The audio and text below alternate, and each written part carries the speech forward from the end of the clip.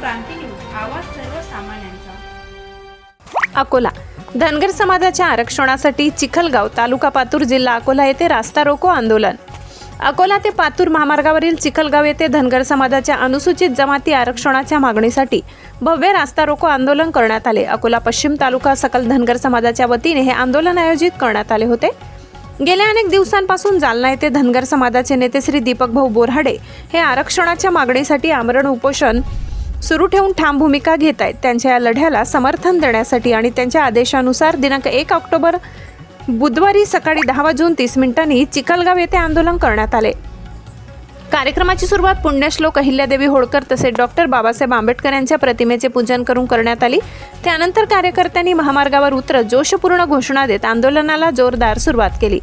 येडकोट येडकोट जय मल्हार, आरक्षण आमच्या हक्काचं नाही कुणाच्या बापाचं, अशा घोषणांनी परिसर दणाणून गेला। या आंदोलनामुळे काही काळ वाहतूक ठप्प झाली होती। धनगर समाजाच्या आंदोलनामुळे शासनाने तातडीने लक्ष घालून आरक्षणाची अंमलबजावणी करावी अशी ठाम मागणी यावेळी करण्यात आली। महाराष्ट्र क्रांती न्यूजसाठी प्रतिनिधी असलम खान, बार्शी टाकळी, अकोला।